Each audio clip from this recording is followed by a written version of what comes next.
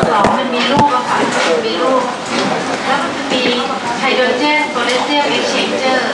คนที่ออกคือโพแทสเซียมคนที่เข้าคือไฮโดรเจนมันสลับกัน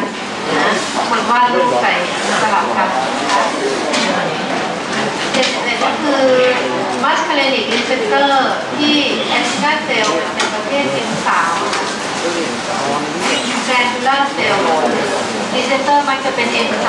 นะคะแต่ว่ารูปต้นแบบเขาใส่ M นั้นมันจะไม่ตรงกับคำบรรยายที่เขียนไว้เนี่ยซึ่งตอนนี้ครูอ่านบทที่3ก็เลยเจอแค่นี้ส่วนอื่นๆที่มันผิดเล็กๆน้อยๆนะคะก็เติมตัดเติมอะไรตัวเองได้นะไม่ถ้ามันแบบเนื้อหาไม่ถูกเราก็มาแจ้งครูด้วยนะคะครูจะได้คอนเฟิร์มว่ามันต้องแก้เป็นยังไงนะคะก็ในบทอื่นๆถ้าใครเจอข้อผิดพลาดก็เอามาแจ้งด้วยครูจะได้บอกนะคะมีใครอ่านบ้างไหมคะอ่านนะคะบางทีก็คืออีดิทเนี่ยครูเป็นคนอีดิทเองเขียนเองอีดิทเองก็จะไม่ค่อยดีจะข้ามเพราะนั้นก็จำได้ว่าเนื้อเรื่องเป็นอย่างนี้ก็จะพูดข้ามจำข้ามไปสรุปความก็คือว่ามันจะมีข้อผิดพลาดได้มากกว่าให้คนอื่นอีกเรื่องยังหาคนช่วยอ่านไม่ได้แล้วก็บางครั้งก็มีเล็กๆน้อยๆคำขาดคำเกินนะสระอ่านไม่มีกอไก่เกินมาอะไรอย่างเงี้ยก็คิดว่าพวกเราอ่านไปก็อีกนิดหน่อยนะไม่เยอะมากแต่ก็รู้ว่าที่ครูเห็นในรูปนะคะก็คืออันนี้พอครูอ่านถึงแค่นี้อ่านทวนแค่นี้เอาละค่ะวันนี้นะคะเราจะมาเรียนเรื่องน้ำอิเล็กโทรไลต์นะคะซึ่งเป็นเรื่องของการเคลื่อนของน้ำอิเล็กโทรไลต์ในลำไส้ทั้งลำไส้เล็กแล้วก็ลำไส้ใหญ่นะคะในวันนี้นักศึกษาจะต้องสามารถที่จะบอกนะเกี่ยวกับน้ำในทางเดินอาหารปริมาณที่ได้รับจากส่วนต่างๆในทางเดินอาหารนะคะแล้วก็อธิบายกลไกนะคะการดูดซึมน้ำและอิเล็กโทรไลต์นะคะที่สำคัญในบริเวณต่างๆของทางเดินอาหารได้นะคะแล้วก็อธิบายกลไกการหลั่งและการดูดซึมน้ำนะคะน้ำในทางเดินอาหารของเรานะคะมีทั้งหมดประมาณ 8-9 ลิตรได้จากการกินนะไม่ว่าจะเป็นการดื่มหรือว่าน้ำที่อยู่ในอาหารรวมแล้ววันละประมาณ2 ลิตรนะคะนอกจากนั้นก็เป็นน้ำที่ซีครีตลงมาในทางเดินอาหารประมาณ6-7 ลิตรนะคะก็ได้แก่น้ำย่อยต่างๆไม่ว่าจะเป็นน้ำลายน้ำย่อยในกระเพาะตับอ่อนและน้ำย่อยในลำไส้เล็กเองรวมเบ็ดเสร็จแล้วนะที่มีซีครีตในทางเดินอาหารก็ประมาณ 6-7 ลิตรนะนั้นรวมกันโทโทแล้วก็คือ 8-9 ลิตรนะคะเพราะฉะนั้นน้ำเหล่านี้เนี่ยก็จะโหลดมาที่ลำไส้เล็กเป็นส่วนใหญ่นะคะซึ่งจะมีการดูดซึมนะกับเข้าสู่ร่างกาย 98% นะคะการดูดซึมนั้นก็มีเทคนิคว่าดูดซึมโซลูดก่อนนะคะแล้วก็น้ำจะเคลื่อนตามนะคะลำไส้เล็กดูดซึมน้ำกลับประมาณ 6.5 ลิตรนะก็เยอะเลยนะคะโดยเฉพาะส่วนเจจูนัมนะคะจากนั้นเหลือให้ลำไส้ใหญ่ประมาณ 1.9 ลิตรนะประมาณ2 ลิตรคิดง่ายๆแล้วไม่ใช่ก็2 ลิตรถูกแล้วเสร็จแล้วลำไส้ใหญ่ก็ดูดซึมเกือบหมดนะเหลือออกไปกับอุจจาระแค่100 ซีซีเท่านั้นเองนะคะเพราะฉะนั้นทางเดินอาหารเนี่ยมีความสำคัญในแง่ที่ว่ารักษาสมดุลน้ำและอิเล็กโทรไลต์ไว้ในร่างกายนะไม่ใช่เฉพาะไตนะคะเพราะฉะนั้นถ้ามีการเสียสมดุลเกิดขึ้นเช่นมีการหลั่งมากหรือมีการดูดซึมไม่ได้ผลที่ออกมาก็คือพยาธิสภาพพวกเราจะเกิดภาวะไดอาเรียใช่ไหมคะซึ่งอยู่ในซีนของเราละวันนี้ถ้าเราเข้าใจเบสิกตรงนี้นักศึกษาก็จะเข้าใจไดอาเรียได้ง่ายๆเลยนะคะเอาล่ะเดี๋ยวเรามาทบทวนในเรื่องของโครงสร้างของลำไส้เล็กลำไส้ใหญ่ลำไส้เล็กนั้นมีโครงสร้างก็คือว่าเซลล์เยื่อบุของเขาเนี่ยไลนิ่งนะตั้งแต่ท่อหรือว่าแกลนนะที่อยู่ในผนังลำไส้เล็กก็คือคลีฟนะเซลล์ก็จะบุกคลีฟนะแล้วก็มุ่งสู่ยอดของวิลไลน์นั่นแอคซิสของการเคลื่อนของสารนะก็จะเป็นไปอย่างวิลลัสคลีฟนะคะก็คือความแตกต่างก็คือตั้งแต่ยอดวิลลัสลงมาสู่คลีฟนั้นเซลล์ที่อยู่ในคลีฟจะเป็นเซลล์อ่อนนะ ถ้าใครอ่านบทที่ 5แล้วก็จะเห็นว่ามันมีสเต็มเซลล์อยู่ในนั้นแล้วสเต็มเซลล์เนี่ยก็จะแบ่งตัวเพิ่มจำนวนพร้อมๆกับ differentiation ไปเป็น mature cell ในขณะที่มันเริ่มแบ่งตัวและพัฒนามันก็จะไต่ขึ้นไปสู่ยอดของวีไลน์พอไปถึงวีไลน์มันจะเป็น mature cell จะทำหน้าที่ดูดซึมไม่มีซิกรีนนะส่วนใหญ่ดูดซึมไอ้ที่ซิกรีนนั่นเป็นมูกเป็นอะไรที่มาเคลือบตัวเองนะคะแต่ว่าน้ำอิเล็กโทรไลต์จริงๆแล้วเซลล์บนยอดนี้ไม่ทำนะคะก็จะทำหน้าที่ดูดซึมนั้นก็ทำงานอยู่ 2-3 วันก็หลุดลอกออกไปพอหลุดลอกออกไปเซลล์ใหม่ที่ไต่ขึ้นมาก็พัฒนามาเป็นแมชชัวร์พอดีเลยแล้วก็มาทำหน้าที่แทนนะคะส่วนเซลล์ที่อยู่ในคลีฟจะเป็นเซลล์อ่อนเมื่อแบ่งตัวออกมาแล้วหน้าที่หลักๆของมันคือทำหน้าที่หลั่งสารน้ำและอิเล็กโทรไลต์นะซึ่งก็เป็นน้ำย่อยของลำไส้เล็กนั่นเองนะคะทีนี้เรามาดูที่ลำไส้ใหญ่ลำไส้ใหญ่นั้นก็จะเป็นความแตกต่างก็เป็น surface epithelium กับคลีฟนะคะลำไส้ใหญ่ไม่มีวิลไลน์เพราะฉะนั้นแต่ว่าพื้นผิวของเขาก็จะมีคลีฟลึกลงไปคล้ายๆกับลำไส้เล็กเพราะฉะนั้นคลีฟลำไส้ใหญ่ก็มีสเต็มเซลล์เหมือนกันแบ่งเซลล์เพิ่มจำนวนแล้วก็ไต่ขึ้นมาสู่เซอร์เฟสเซลล์ที่เซอร์เฟสของลำไส้ใหญ่ก็ทำหน้าที่ในการดูดซึมนะโดยเฉพาะดูดซึมน้ำและอิเล็กโทรไลต์กลับนะเขาไม่มีการย่อยอาหารโดยเอนไซม์ของร่างกายเราใช่ไหมคะแต่ว่าดูดซึมโปรดักที่แบคทีเรียเฟอร์เมนต์ได้นะเช่น fatty acid นะช็อตเชน fatty acid ก็ดูดซึมแล้วก็เอามาใช้เป็นพลังงานของร่างกายได้ด้วยนะของเซลล์ลำไส้ใหญ่นั่นแหละนะคะทีนี้ถ้าเป็นอย่างอื่นที่มีประโยชน์ก็คือวิตามิน K ดูดซึมได้แต่วิตามิน B12 ซึ่งแบคทีเรียเนี่ยช่วยผลิตเป็นอย่างมากเราไม่มีกลไกในการดูดซึมนะคะก็เลยดูดซึมไม่ได้เมื่อวานเรียนแล้วใช่ไหมคะเรียนเรื่องการดูดซึมวิตามิน B12 นะแต่จะเติมว่าที่ลำไส้ใหญ่เนี่ยแบคทีเรียเฟอร์เมนต์ได้แต่ดูดซึมไม่ได้เนื่องจากไม่มีรีเซปเตอร์ไม่มีเขาเรียกอะไรเมคานิซึมของการดูดซึมแบบโปรตีนทรานสปอร์เตอร์ต่างๆนะก็เลยต้องเสียไปกับอุจจาระเป็นที่น่าเสียดายนะคะเราก็เลยต้องซื้อกินเข้าไปเนาะเอาล่ะทีนี้หันกลับมาดูว่าอันนี้คือครูรีวิวถึงความแตกต่างของเซลล์เยื่อบุในลำไส้เล็กและลำไส้ใหญ่นะคะเพราะฉะนั้นเซลล์ในทางเดินอาหารนั้นมีความแตกต่างใน2แกนก็คือแกนตามแนวยาว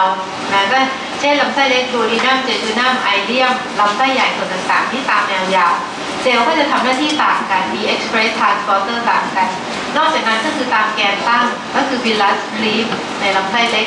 ลำไส้ใหญ่ surface epithelium cleave อย่างเงี้ยเพราะฉะนั้นเซลล์ทั้งส่วนบนและส่วนล่างก็ทำหน้าที่ต่างกันได้นะคะเพราะฉะนั้นเวลาเราเรียนเรื่อง transport เนี่ยเราจะเห็นว่าเซลล์บางเซลล์ทำอันนี้บางเซลล์ทำอันโน้นอย่างเงี้ยเราก็งงว่าลำไส้ส่วนเดียวกันที่นาใช่มันมีเรียก heterogeneity คือความแตกต่างกันนะคะลำไส้เล็กนั้นดูดซึมnet absorption คือดูดซึมสุทธิอะไรน้ำแล้วก็อิเล็กโทรไลต์โซเดียมคลอไรด์โพแทสเซียมแต่มีการหลั่งสุทธิไบคาร์บอเนตนะคะในขณะที่ลำไส้ใหญ่ดูดซึมสุทธิน้ำโซเดียมคลอไรด์แล้วก็มีการหลั่งสุทธิไบคาร์บอเนตและโพแทสเซียมเพราะฉะนั้นสิ่งที่ลำไส้หลั่งนักศึกษาเห็นแล้วไบคาร์บอเนตแล้วก็โพแทสเซียมนี้ถ้าไดอาเรียเป็นไงคะloss ไอ้2ตัวนี้ออกไปด้วยมันเป็นสิ่งที่เราต้องคอนเซิร์นนะคะ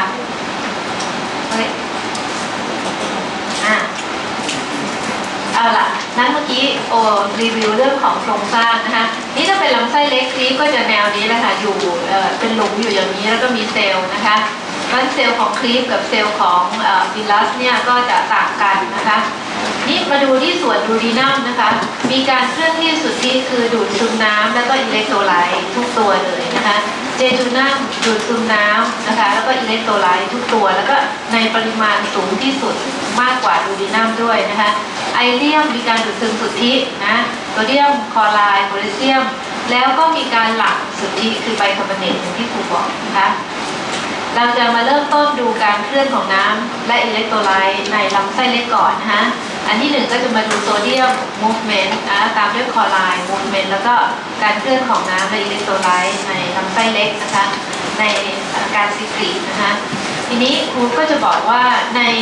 อิเล็กโทรไลต์แต่ละตัวเนี่ยมันมีทั้งดูดซึมมีทั้งการหลั่งแล้วลำไส้ บริเวณต่างๆก็ดูดซึมหลัก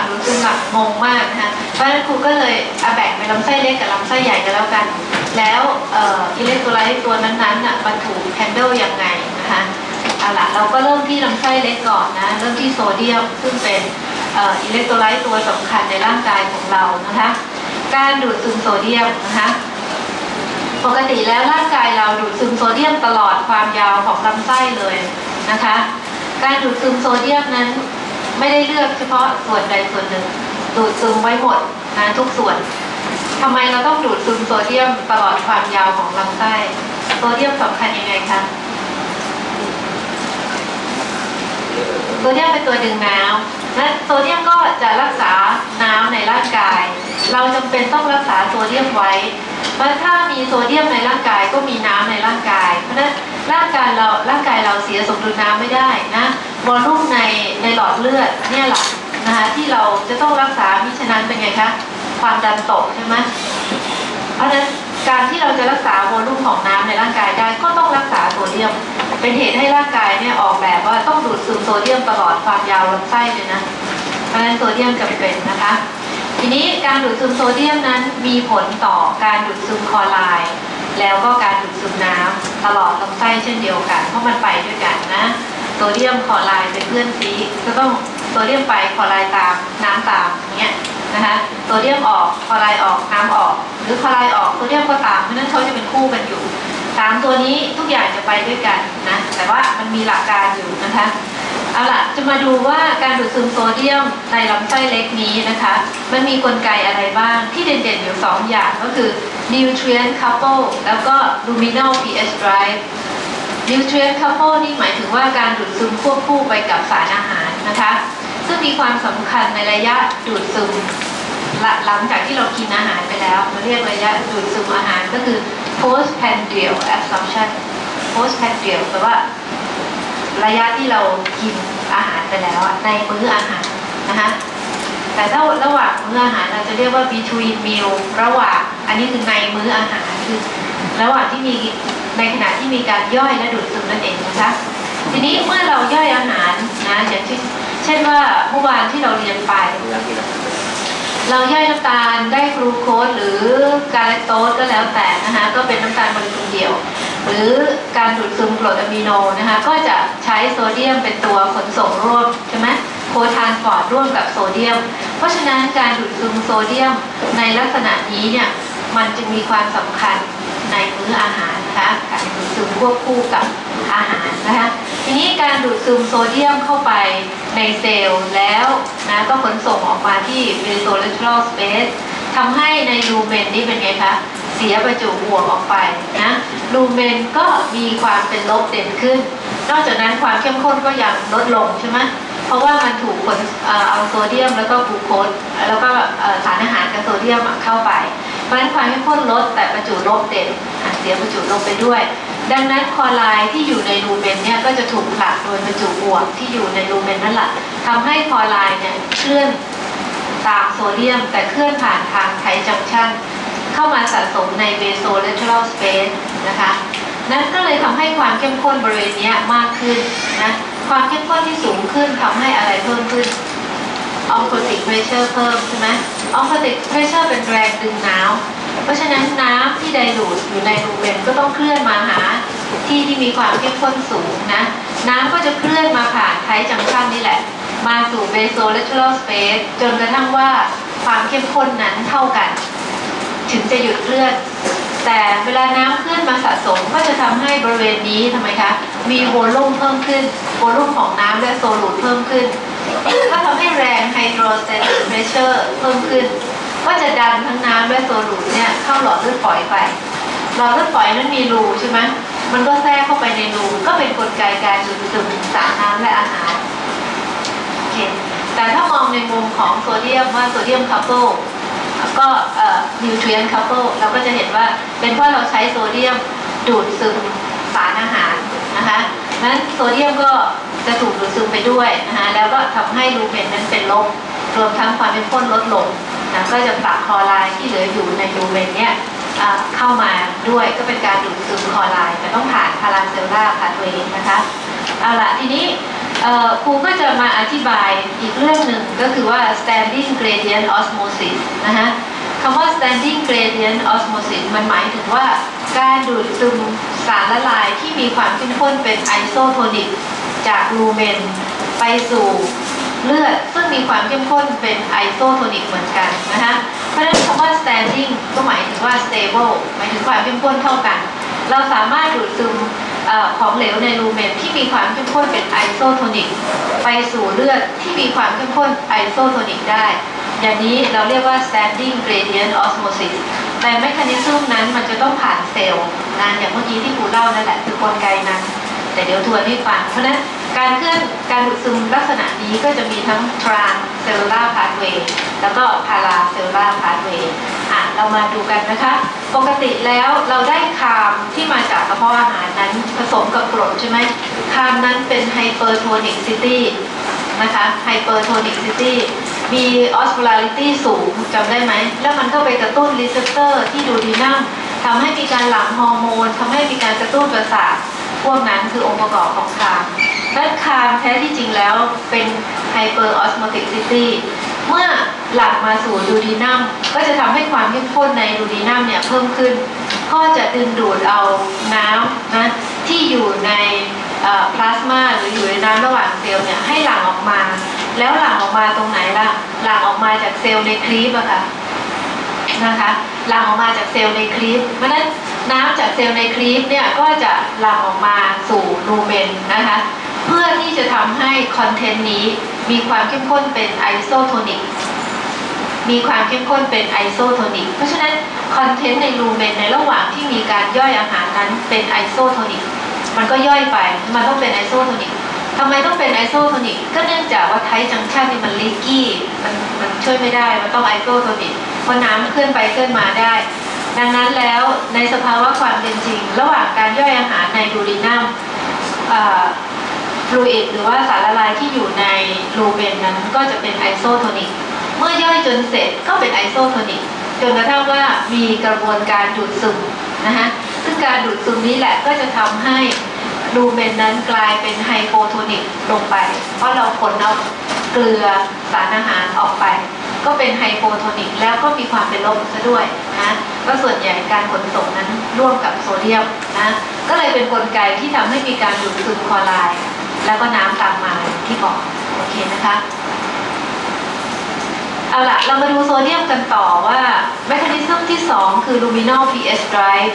หรือว่า luminal alkalinity นะอันนี้การดูดซึมนี้ถูกผลักดันโดยความเป็นด่างในลูเมนของลำไส้เล็กนะก็มักจะเกิดที่ลำไส้เล็กส่วนดูดีนัมและเจจูนัมซึ่งเป็นบริเวณที่มีการย่อยอาหารมากนะคะบริเวณนี้ก็จะได้รับน้ำย่อยนะจากต่อมต่างๆในทางเดินอาหารรวมทั้งในลำไส้เล็กซึ่งก็ให้ pH เป็นด่างอยู่แล้วที่เรารู้นะคะ pH 7-8 เพราะ transporter ตัวนี้เซนส์ต่อ pH สูงๆนั่นก็คือโซเดียมไฮโดรเจนเอ็กซ์เชนเจอร์นะคะด่างในลูเมนกระตุ้นโซเดียมไฮโดรเจนเอ็กซ์เชนเจอร์ทำให้มีการดูดซึมโซเดียมนะแลกกับไฮโดรเจนไอออนออกไปนะคะไฮโดรเจนไอออนอยู่ในเซลล์นะโซเดียมก็เข้ามานะคะแล้วไฮโดรเจนไอออนได้มาจากไหนส่วนหนึ่งก็คือเราสร้างกรดในเซลล์อยู่แล้วนะคะกรดที่เกิดในเซลล์นี่แหละก็จะเป็นเขาเรียกอะไร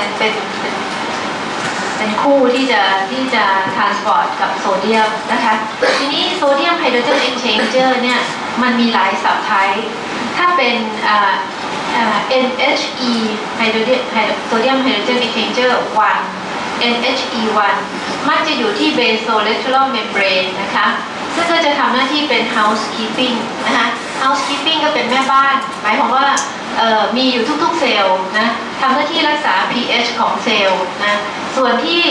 apical site ของเซลล์นั้นจะเป็น NHE 2 and 3 2 และ 3 นะคะสับไทป์ที่ 2 และ 3 ซึ่งจะเกี่ยวข้องกับการขนส่งโซเดียมนะเป็นสับไทป์ที่เกี่ยวข้องกับการดูดซึมโซเดียมแต่สับไทป์ที่1เนี่ยไม่เกี่ยวข้องนะคะไม่ได้มีหน้าที่มาไว้เพื่อดูดซึมโซเดียมแต่มีไว้เพื่อรักษา pH ของเซลล์นะคะแต่ถามว่าไอสับไทป์2-3เนี่ยกรดกระตุ้นมันได้ไหมได้เหมือนกันถ้าเกิดกรดในเซลล์นั้นมีมากก็กระตุ้น แต่ในที่นี้มันเซนต่อไบคาร์บอเนตในลูเมนทำให้มันทำงานนะคะก็เป็นการดูดซึมโซเดียมนะคะโอเคนะคะเพราะฉะนั้นการดูดซึมโซเดียมในมื้ออาหารก็จะมีอยู่2กลไก nutrient couple แล้วก็ luminal pH drive เท่นะเราพูดภาษาอังกฤษ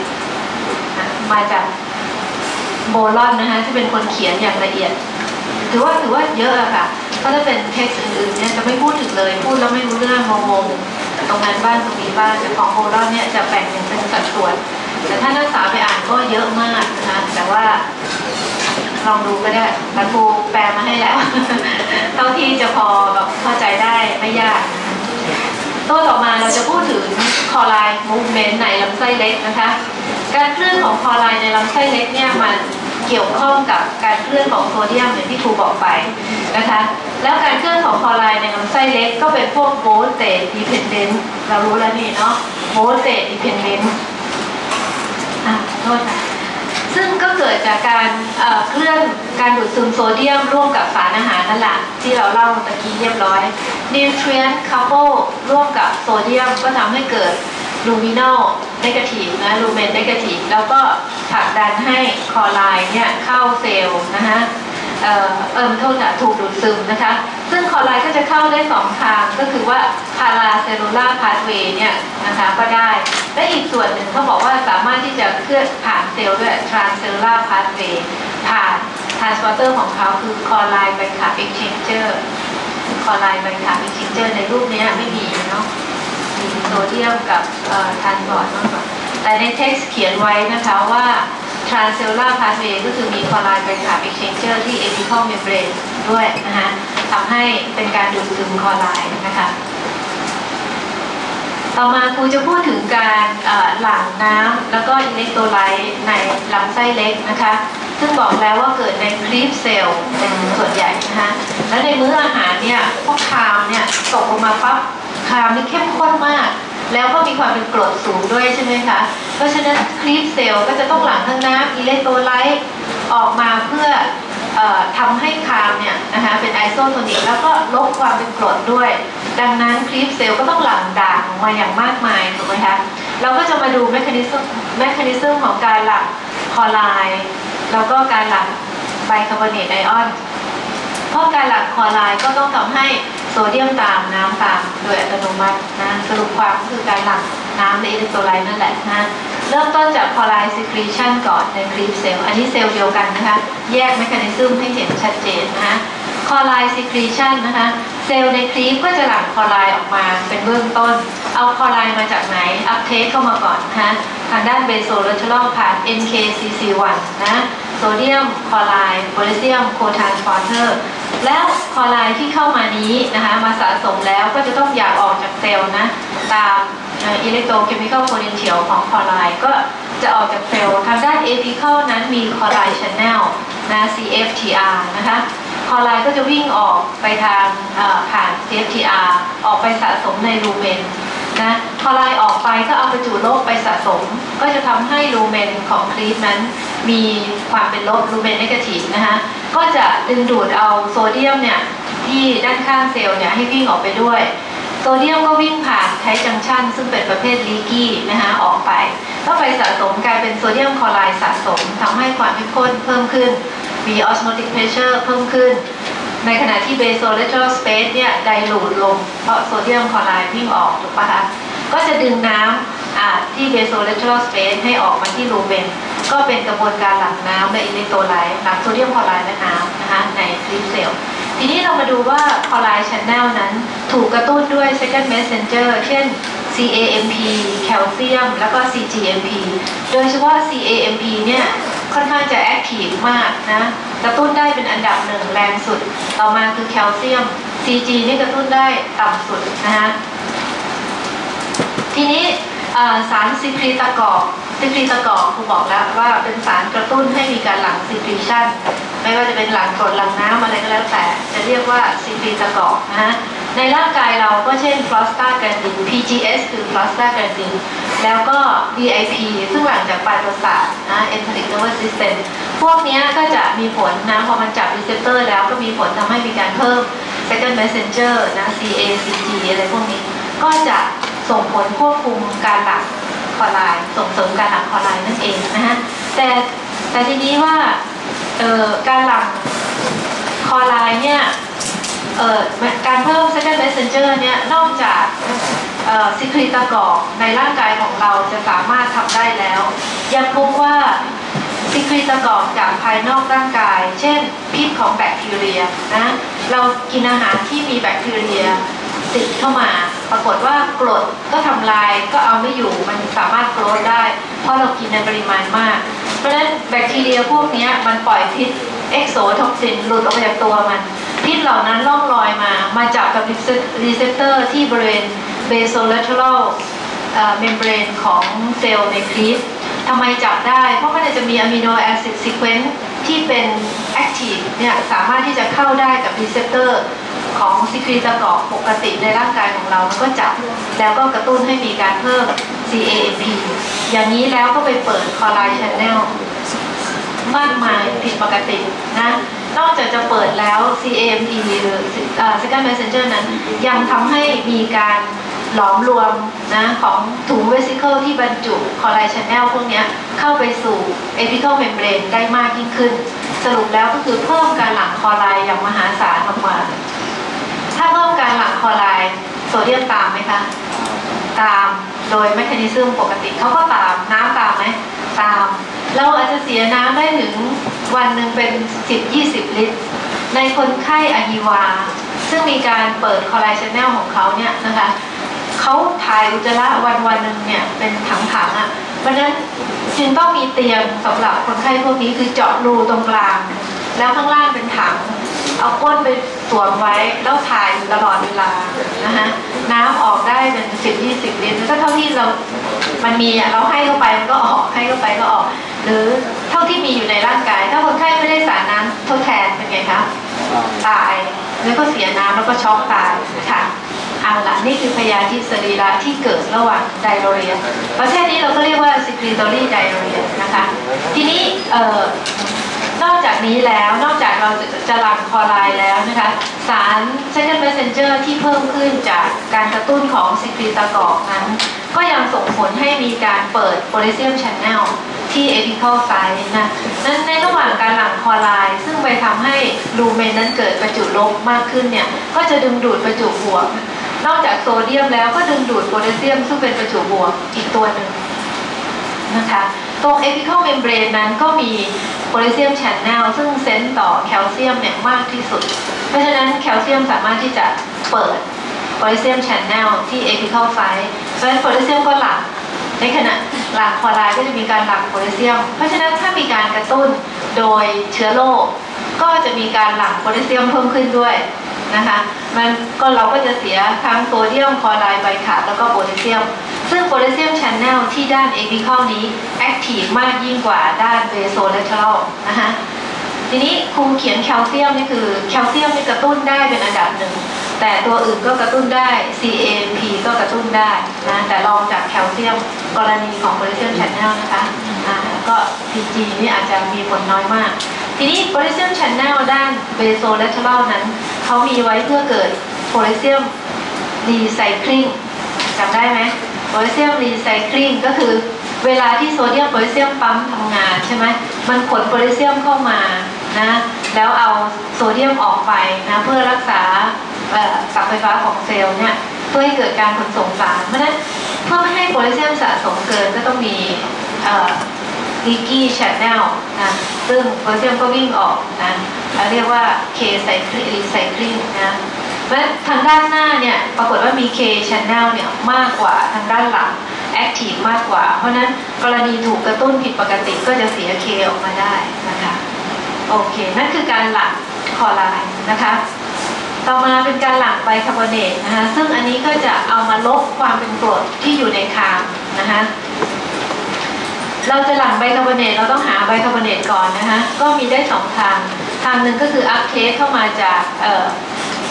interstitial fluid นะแถว basolateral โดยผ่านโซเดียมไบคาร์บอเนตโคทรานสปอร์เตอร์1นะโซเดียมไบคาร์บอเนตโคทรานสปอร์เตอร์ก็เข้ามานะคะทีนี้อีกอันหนึ่งก็คือสร้างจากปฏิกิริยาของกรดคาร์บอนิกแอนไฮเดรตที่อยู่ในเซลล์นะคะ แล้วก็แตกตัวให้ไฮโดรเจนแล้วก็ไบคาร์บอเนตนะเราก็มีปริมาณไบคาร์บอเนตที่ค่อนข้างเยอะละนะเพราะการหลั่งไบคาร์บอเนตออกทางเอพิคอลนะก็เกิดจากการหลั่งแรกกับคลอไรด์ไบคาร์บเอ็กซ์เชนเจอร์นะคะเป็นทรานสปอร์เตอร์ด้านเอพิคอลคลอไรด์ที่เข้ามาก็จะต้องรีไซคลิงออกไปผ่าน CFTR ซึ่งก็เป็นการหลั่งคลอไรด์ออกไปด้วยนะคะเพราะฉะนั้นอันนี้ก็จะทำให้มีการหลั่งไบคาร์บอเนตนะแล้วก็หลั่งคลอไรด์ได้อย่างต่อเนื่องนะคะนั้นการหลั่งไบคาร์บอเนตนั้นก็สำคัญต่อการลดความเป็นกรดในลำไส้เล็กนะคะ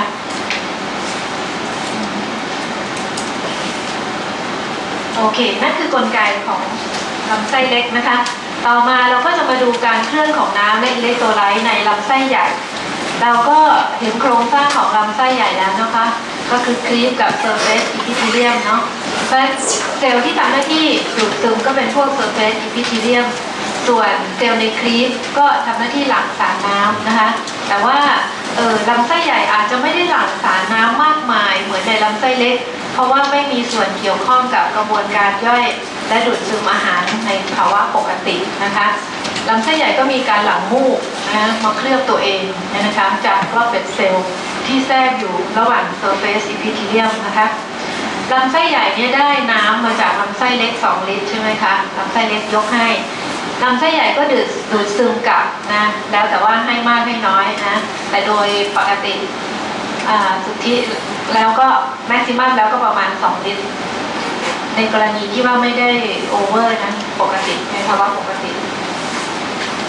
ลำไส้ใหญ่ก็ดูดซึมกลับนะคะตั้งแต่ 0.4 ถึง 1.9 ลิตรนะคะแต่ยังไงก็ตามลำไส้ใหญ่ไม่มีโหลดนะแปลว่าเพิ่มการดูดซึมได้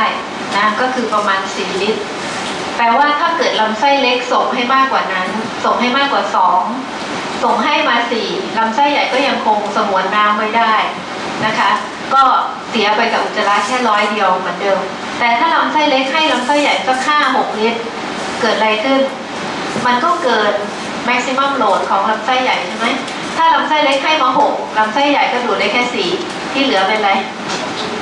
ที่เหลือก็ไดอาเรียถูกป่ะคะเราถ่ายอุจจาระตั้ง 2,000 ซีซีนี่ไดอาเรียอย่าง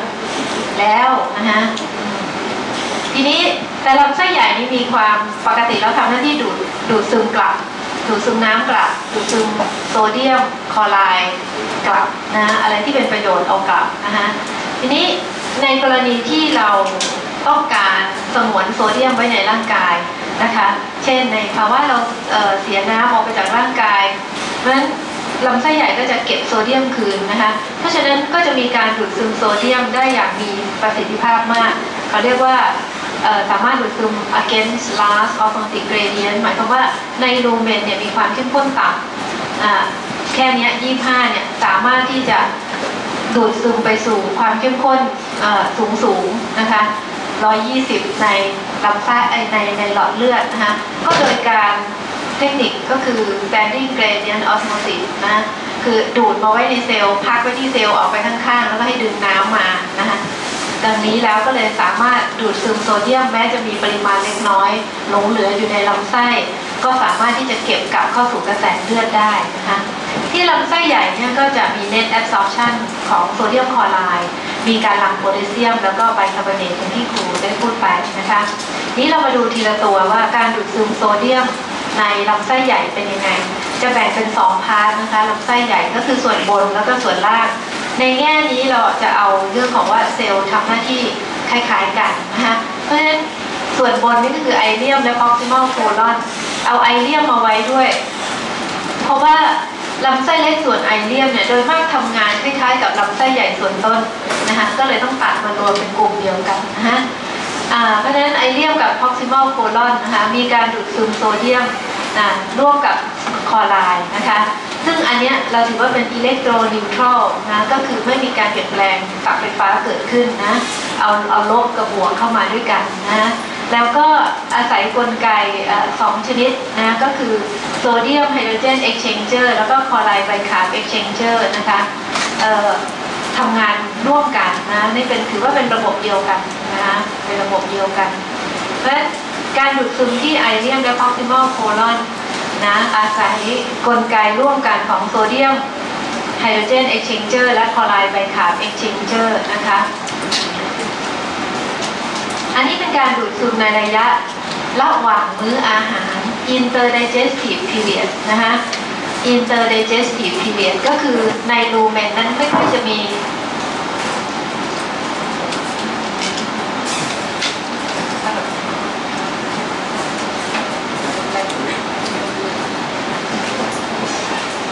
ไม่ได้โดนอะไรนะทำไมเสียงแปลกๆในรูเมนนั้นจะไม่มีอาหารเหลืออยู่น้อยมากกลูโคสกรดอะมิโนหรือว่าอะไรก็แล้วแต่ถูกดูดซึมไปหมดแล้วนะคะเพราะฉะนั้นในระยะหลังมื้ออาหารนี้นะคะการดูดซึมโซเดียมกลับก็ยังคงเกิดอยู่นะคะโดยดูดซึมร่วมกับคลอไรด์โดยระบบขนส่งที่ทำงานควบคู่กันนะคะอันนี้เขาบอกว่า transporter คู่นี้นะคะก็ถูกกระตุ้นจาก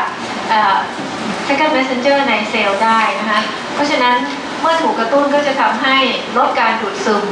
นะเพราะฉะนั้นลดการดูดซึมโซเดียมคลอไรด์ก็เท่ากับเสียออกไปนะคะเพราะว่ามันมีโซเดียมไฮโดรเจนเอ็กชแนนเจอร์ดังนั้น luminal pH ก็มีส่วนที่จะกระตุ้นไอ้ transporter คู่นี้ได้นะคะก็คือ luminal pH effect ด้วยถ้านักเรียนคงจำได้โซเดียมไฮโดรเจนเอ็กชแนนเจอร์ที่ครูเล่าไว้นะคะมันก็จะถูกกระตุ้นโดยpH ของเซลล์นะคะแล้วก็พบว่า second messenger มีผลนะคะทีนี้ต่อไปเดี๋ยวครูค่อยพูดเรื่อง ORS นะคะต่อไปก็คือ distal colon นะ distal colon ก็จะนับเอาส่วน descending ลงมานะคะจะมีการดูดซึมโซเดียมนะคะโดยผ่านโซเดียม channel ที่ชื่อว่า ENaC นะ ENaC ก็ย่อมาจาก epithelium sodium channel อันนี้ถือว่าอยู่ในลำไส้ใหญ่ส่วนปลายนะคะchannel นี้นะก็จะอยู่ด้าน apical นะคะเป็นโซเดียม selective channel specific ต่อโซเดียมและมีศักยภาพในการดูดซึมโซเดียมสูงนะคะทีนี้เนี่ยอย่างที่ครูบอกว่าสามารถที่จะดูดซึมต้านความเข้มข้นนะจะเป็นจำนวนมากความเข้มข้นในที่นี้คือความเข้มข้นในเลือดนะแม้ว่าโซเดียมในเลือดจะมีมากอยู่แล้วโซเดียมในลูเมนของลำไส้จะน้อยก็ยังสามารถดูดซึมโซเดียมเข้าสู่กระแสเลือดได้โดยการอาศัย standing gradient osmosis นั่นเองนะคะทีนี้ก็เป็นการรักษาโซเดียมไว้ในร่างกายนะคะมีการทำงานของ ENaC นั้นอาศัยอัลโดสเตอโรนมาออกฤทธิ์นะคะอัลโดสเตอโรนก็มาออกฤทธิ์กระตุ้นโซเดียมโพแทสเซียมปั๊มนะทำให้มีการดึงเอาโซเดียมออกจากเซลล์เนี่ยมากขึ้นก็จะเหลือโซเดียมน้อยเพราะฉะนั้นถ้าดูแล้วความเข้มข้นระหว่างในลูเมนกับในเซลล์ของโซเดียมในลูเมนก็ต้องมากกว่าเพราะฉะนั้นโซเดียมก็จึงอยากจะเข้าเซลล์แล้วก็เข้าเซลล์ผ่าน ENaC นั้นอัลโดสเตอโรนก็ทำให้ ENaC เปิดมากขึ้นหรือว่าไปอินเสิร์ตเข้าไปมากขึ้นก็เป็นการช่วยเพิ่มกำลังในการดูดซึมโซเดียมเข้ามาในเซลล์เมื่อเข้ามาในเซลล์แล้วก็จะถูกโซเดียมโพแทสเซียมปั๊มออกไปเพราะอัลโดสเตอโรนนั้นเพิ่มศักยภาพของโซเดียมปั๊มตัวนี้นะคะก็คือทำให้มีการทำงานเพิ่มขึ้นหรือเพิ่มจำนวนนะคะถ้ามันออกฤทธิ์อยู่นานนั้นการทำงานประสานกัน2ดังนี้นะคะทั้ง ENaC และโซเดียมโพแทสเซียมปั๊มก็จะทำให้มีการดูดซึมโซเดียมจากลูเมนนะคะเข้ามาในเซลล์แล้วออกจากเซลล์มาที่pericellular space นะคะแล้วก็จะดึงน้ำตามมาเพิ่ม hydrostatic pressure แล้วก็ flush เข้าไปในหลอดเลือดฝอยก็เป็นการดูดซึมโซเดียมคลอไรด์และน้ำอย่างมีศักยภาพนะคะทั้งที่ว่ามันอาจจะความเข้มข้นในลูเมนน้อยกว่าเลือดแต่ดูดซึมนี่แหละคือความหมายที่ครูพูดนะคะ against large osmotic gradient นะคะต่อมาเรามาดูการดูดซึมคลอไรด์ในลำไส้ใหญ่นะคะก็จะแบ่งเป็นพาร์ทว่าส่วน proximal นะ proximal colon ปรากฏว่ามีเซลล์นะคะที่อยู่ติดกันนั่นแหละแต่มีการ express transporter ไม่เหมือนกันนะคะอันเซลล์แรกเนี่ยจะมีเฉพาะโซเดียมขอโทษจากคลอไรด์ไบคาร์บ exchanger express แต่ไม่มีโซเดียมไฮโดรเจน exchanger อันนี้ก็เป็นการดูดซึมคลอไรด์โดยแรกกับไบคาร์บอเนตออกไปนะคะต่อมาเซลล์บางจำพวกนะคะก็จะเป็นมี transporter ที่ทำงานขนานกันระหว่างโซ โซเดียมไฮโดรเจนเอ็กชแนนเจอร์และคลอไรด์ไบคาร์บเอ็กชแนนเจอร์นะซึ่งก็เป็นกลไกเดียวกับการดูดซึมโซเดียมระหว่างมื้ออาหารใช่ไหมก็ดูดซึมคลอไรด์เข้ามาด้วยก็ใช้ทรานสปอร์เตอร์กรุ๊ปเดียวกันนะคะต่อมาดูดซึมคลอไรด์ที่ดิสทัลโคลอนนะคะก็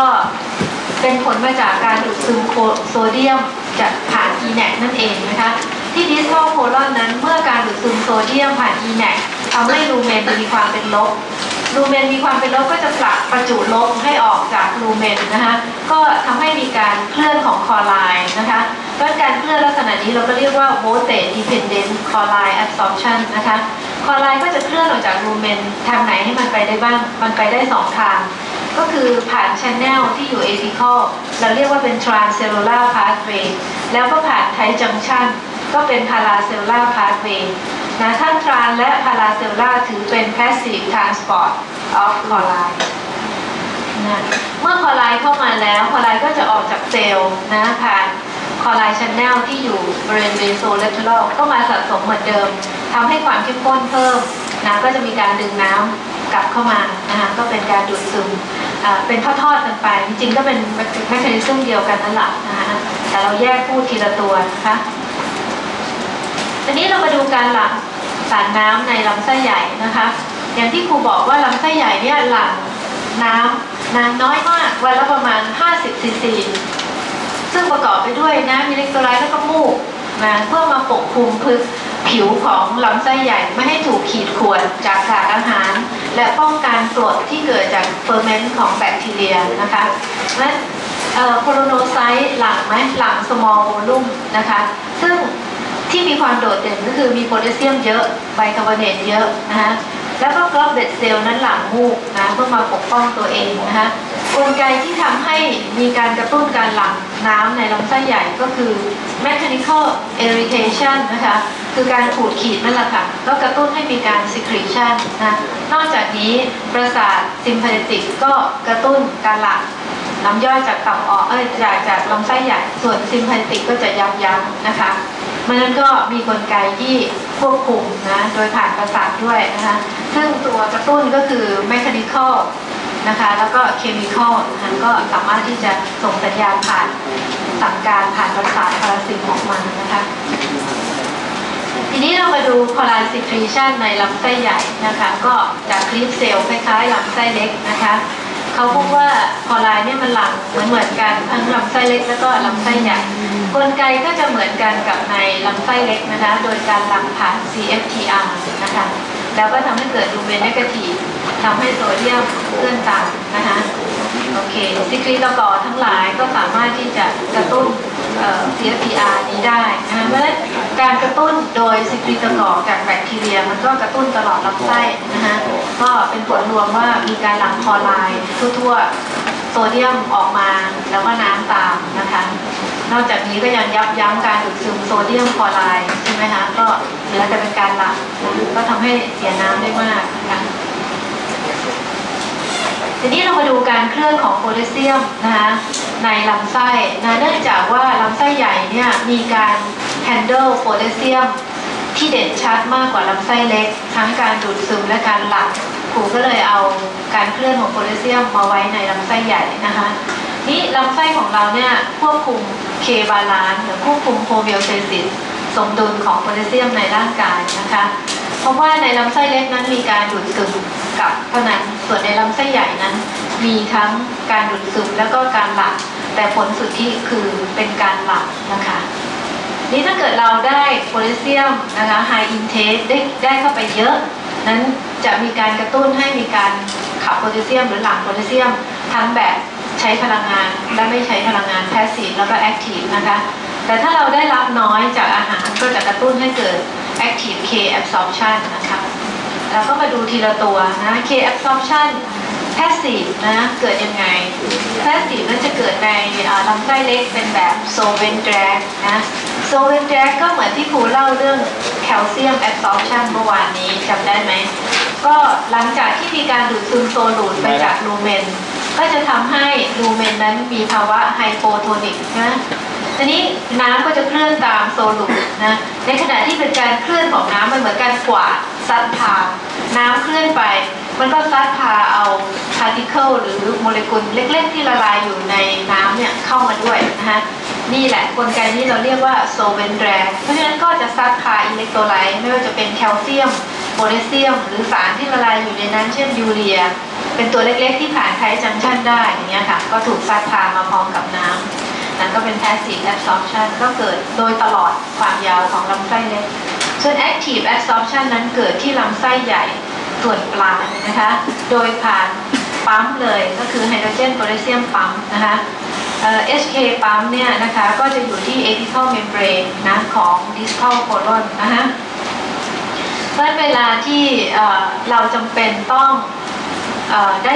ต้องสงวนโซเดียมไว้ร่างกายก็จะปั๊มเอาเข้ามาเลยนะโดยแลกกับไฮโดรเจนออกไปนะคะและโพแทสเซียมที่เข้ามาแล้วจากการปั๊มก็จะออกจากเซลล์ผ่าน K chloride cotransporter ไปสู่เบโซเลเทอรัลแล้วเข้าสู่กระแสเลือดนะเป็นการคอนเซิร์ฟโพแทสเซียมเอาไว้นะคะทีนี้เรามาดู K secretion นะ K secretion นั้นได้ทั้ง active แล้วก็ passive เหมือนกันนะฮะ passive secretion นะก็จะเกิดจากluminal negativity ที่บริเวณ distal end จากการทำงานของ ENaC นะฮะเพราะ ENaC ทำงานดึงโซเดียมเข้าไปทำให้ lumen negative lumen negative นี้นอกจากจะทำให้เกิดการดูดซึมคลอไรด์ซึ่งเป็น negative charge แล้วยังดึงดูดให้มีการ secrete positive charge นะก็คือโพแทสเซียมนะโดยโพแทสเซียมก็จะออกมาทาง paracellular pathway นะคะไปตามวิ่งตามประจุลมนะก็เป็นการ secrete โพแทสเซียมแบบ passive นะคะทีนี้เวลาจะต้องการ secrete แบบ active บ้างล่ะนะ active ของ K secretion เราเรียกว่า pump leak model นะเป็น pump leak model นะจะเกิดที่บริเวณ lectosigmoid นะคะซึ่งบริเวณนี้จะมีทั้ง active แล้วก็active secretion แล้วก็ active absorption ด้วยเขาถือว่าเป็นบริเวณที่รักษา homeostasis ของโพแทสเซียมนะคะเรามาดู pump leak model นะนี่เราจะ secrete โพแทสเซียมแบบ active นะเราก็ต้องมีโพแทสเซียมเข้ามาในเซลล์ก่อนนะคะอันดับแรกก็โซเดียมโพแทสเซียมปั๊มโพแทสเซียมเข้ามาอยู่แล้วนะคะ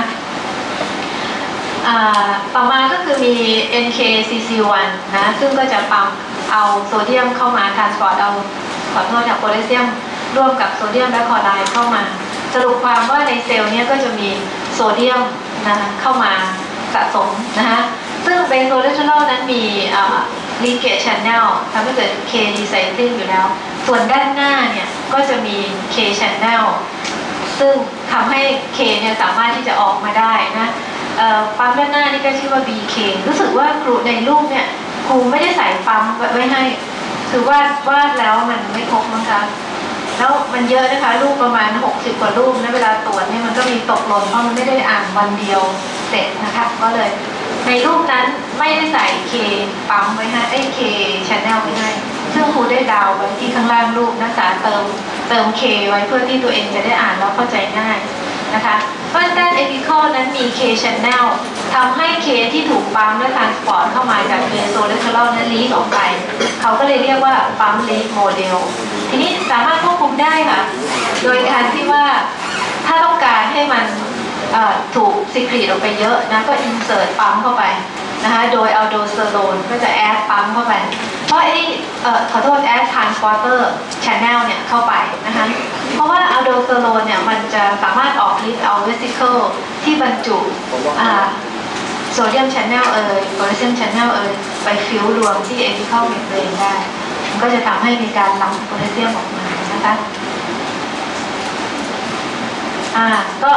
มาถึงบทบาทของอัลโดสเตอโรนต่อ K secretion กรณี passive นะกรณี passive อย่างที่ครูได้เกริ่นไปว่าเขาก็ออกฤทธิ์ต่อโซเดียมโพแทสเซียมปั๊มเพื่อที่จะทำให้ ENaC เนี่ยทำงานเพิ่มขึ้นแล้วดูดซึมโซเดียมเกิด lumen negative นะยิ่ง lumen negative มากก็จะเกิด passive drive ของโพแทสเซียมออกไปก็เกิดโพแทสเซียม secretion อันนี้เป็น passive action ของอัลโดสเตอโรนส่วน active secretion บทบาทของอัลโดสเตอโรนมีผลต่อ active secretion ก็คืออัลโดสเตอโรนไป เปิด K channel ที่มีอยู่แล้วนะด้าน apical และไป insert K channel ปริมาณใหม่เข้าไปนะก็จะทำให้มีการหลั่ง K ออกไปได้มากนะโดยฤทธิ์ของอัลโดสเตอโรนนะแล้วก็ K channel BK เนี่ย respond ต่อ CAMP ในเซลล์นะคะเพราะฉะนั้นถ้าเกิดแบคทีเรียใดเพิ่ม CAMP ในเซลล์ก็จะทำให้เปิด K channel เพิ่มการเสีย K ออกไปร่วมกับการเสียน้ำโซเดียมคลอไรด์นะคะภาพนี้ก็น่าจะเป็นภาพสรุปว่าการควบคุมการหลั่งน้ำอิเล็กโทรไลต์นะคะและการดูดซึมน้ำอิเล็กโทรไลต์ในทางเดินอาหารนั้นมีสารมาออกฤทธิ์มาออกแอคชั่นใน3ลักษณะก็คือนิวโรคลายพาราคลายแล้วก็เอนโดคลายนะคะสามารถที่จะออกฤทธิ์กระตุ้นการหลั่งน้ำอิเล็กโทรไลต์และยับยั้งได้ใน3ลักษณะนี้เรามาดูประสาท ANS เนี่ยประสาทพาราซิมเพติกมีฤทธิ์กระตุ้น ENS นะคะEnteric Nervous System นะโดยสั่งการไปที่ Secretomotor Neuron นะให้มีการหลั่งน้ำนะคะก็เป็น Net Secretion โดยมากประสาทที่จะตุ้นให้มีการหลั่งน้ำอิเล็กโทรไลต์จะหลั่งนิวโรทรานสมิเตอร์ที่เป็นอะซิติลโคลีนหรือว่า VIP เมื่อกี้เราก็เจอ VIP อยู่ในคลิปเซลล์ใช่ไหมคะมีแอคชั่นทำให้มีการหลั่ง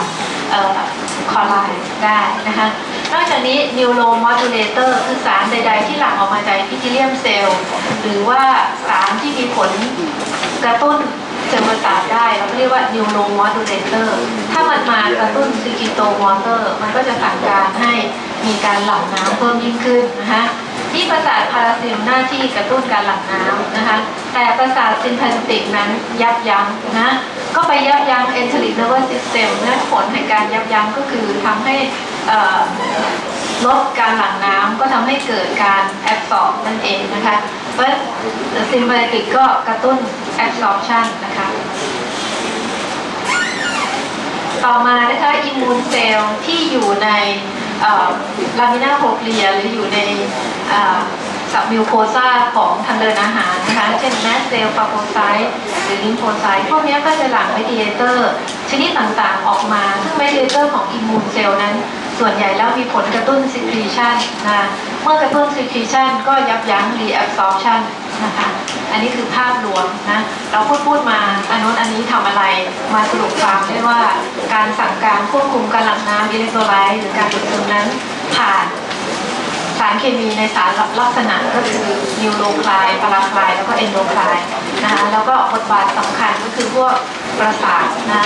ออโตโนมิกนะคะซึ่งก็จะสั่งการผ่าน Enteric Nervous System นอกจากนี้ก็ยังมีอิมมูนเซลล์ที่มาแจมด้วยนะคะคือกระตุ้นให้เกิดการหลั่งน้ำเกิดขึ้นได้